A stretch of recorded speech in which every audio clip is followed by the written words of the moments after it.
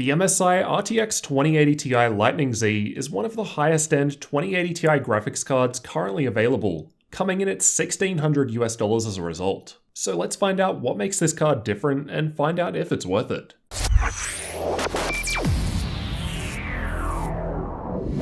Let's start by taking a look at the card. It's got a black and gold color scheme. Although the gold is only really viewable if you mount it vertically. There are 3 fans on the front along with a carbon fiber pattern. On the backplate there's more carbon fiber, and there's actually a heat pipe behind it. Up top there are 3 8-pin power connectors on the right, NV-Link connector on the left, and next to the dragon logo there's a screen which can be customized to show different animations. There's RGB lighting on the top, on the backplate, and inside 2 of the fans. All of which can be controlled using MSI's LightSync software to change the effects to match the rest of your system. The software can also be used to change the dynamic dashboard animation, or set it to just display useful information such as GPU temperature. You've also got the option of uploading your own custom GIF to display. For the I/O, we've got 3 DisplayPort 1.4 outputs, a HDMI 2.0B output, and USB Type-C port. This card is fairly large, coming in at almost 33cm in length, 14cm in height, and 6.3cm wide, making it a 3-slot card and weighing in at a beastly 1.85 kilos.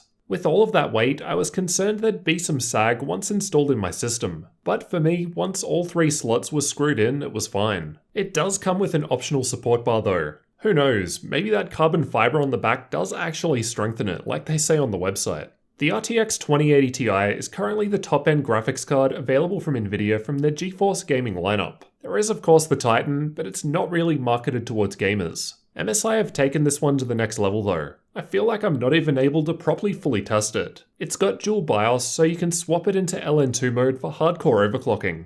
Enabling this mode unlocks power, current, and thermal limits for improved overclocking, and was what all testing in this video was done with, as I figure if you're paying more for this card, you'll want maximum performance. Out of the box, we're looking at a 1770MHz boost, just 15MHz above MSI's 2080 Ti Gaming X Trio that I previously covered. It does seem to have more cooling though, given it's a 3-slot card with a larger cooler. But as we'll see a bit later, the temperatures are still on the warmer side. The system that I'm testing with has an Intel i7-8700K CPU overclocked to 5.0GHz in an MSI Z390 Ace motherboard, along with 16GB of T-Force Nighthawk CL16 memory running at DDR4 3200 in dual channel. Check the links in the description for details on all of the components, as well as for up-to-date pricing. Now let's check out some game benchmarks. I've tested these games at 1080p, 1440p, and 4K resolutions, with different setting levels from high to maximum. I've also tested the 2080 Ti at stock speeds and while overclocked, again with the LN2 BIOS enabled. I was able to boost the GPU core by 178MHz using MSI Afterburner's OC scanner, and I increased the memory by 1000MHz, so let's see how well it's doing. Assassin's Creed Odyssey was tested using the built-in benchmark with ultra-high settings, as high as they go. In all upcoming graphs, I've got the 3 tested resolutions on the side. 4K, 1440p, and 1080p down the bottom. The purple bars represent the 2080 Ti at stock speeds, while the red bars show the overclocked results.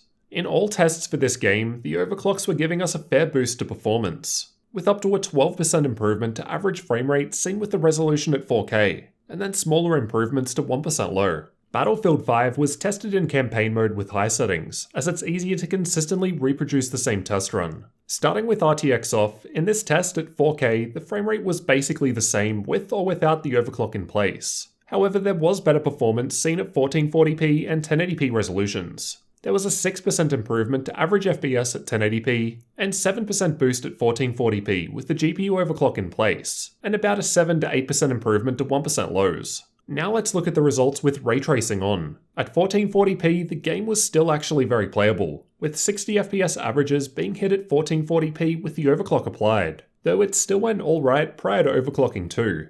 4K was pretty bad, although strangely it did feel less choppy with overclock applied, despite only being a few FPS higher than stock. Far Cry 5 was tested using the built-in benchmark, but this time high settings were used, one setting below the maximum of ultra. At 1440p and 1080p, there was no major differences to the average frame rate. However, the 1% low with the GPU overclock applied ended up coming out worse. With the resolution set to 4K though, we're finally seeing some decent improvement, with a 9% boost to average FPS once overclocked. Watch Dogs 2 was tested with very high settings, just one step down from Ultra. At 1440p and 1080p, there were small improvements to average FPS once overclocked, but not much. At least compared to 4K, where there was a 10.6% improvement to average FPS, and an 11% increase to 1% low.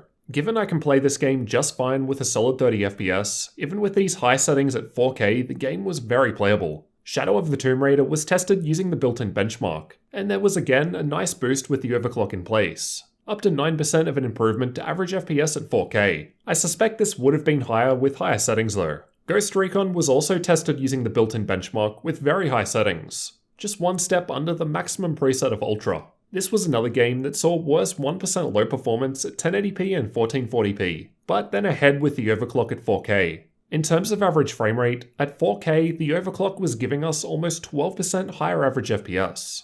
The Witcher 3 was tested with high settings and hairworks disabled. There was some good improvements to average FPS at 1080p and 1440p, 6% and 8% respectively with the overclock in place. 4K only saw a 4% improvement, but realistically, I think these frame rates are plenty for this game to be played well, even with high settings. From the games tested, it seems that in order to best utilize any overclocking, we need to be running with high graphical settings and ideally higher resolutions. In some games at 1080p and even 1440p, I saw worse performance when compared to 4K, but as we've seen, it varies by game. So we're seeing some decent performance, but what are the thermals like? These are the temperatures I measured with the Heaven benchmark in an ambient room temperature of 26 degrees Celsius. On the warmer side, as we've only just finished summer here in Australia.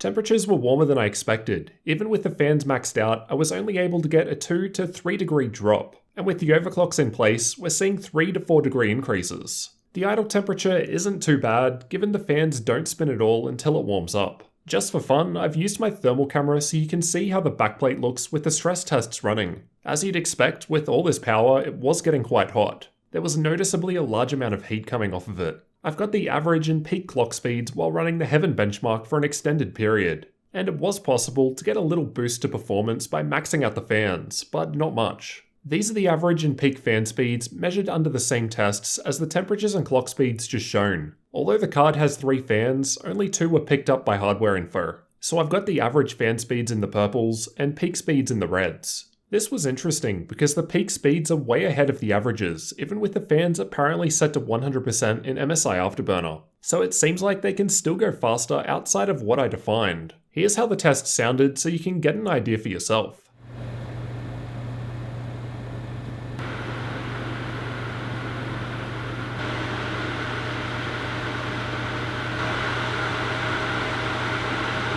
As I've got 7 other fans in the case, this isn't the best test. However, you can use the idle test as a baseline with just the case fans going and then compare the rest against that.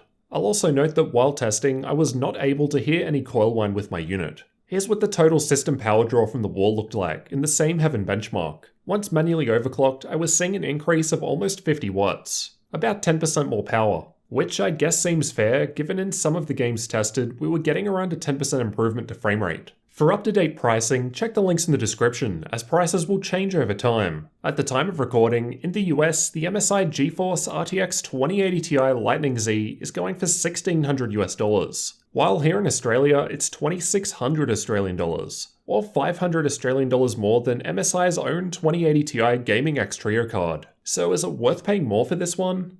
Honestly, in this case, I'd just go with the cheaper 2080 Ti. Not that it's particularly cheap, but you know what I mean. Diminishing returns are present here, and while the Lightning Z is very impressive, I don't think you're going to get $500 worth of performance out of it, or about $300 US. Unless you're a pro overclocker and going to be modding it for a record or something, it most likely makes sense to pick something else. But this does appear to be one of the best air-cooled options available. So what did you guys think of MSI's RTX 2080 Ti Lightning Z graphics card? Obviously, this is not something that's targeted to most people. Even out of those actually looking to buy a 2080 Ti, this one seems pretty niche given the higher price. But as we've seen, it does perform very well even in 4K gaming with high settings. And in my personal opinion, it looks pretty cool. Let me know your thoughts down in the comments. And if you're new here, get subscribed for future tech videos like this one.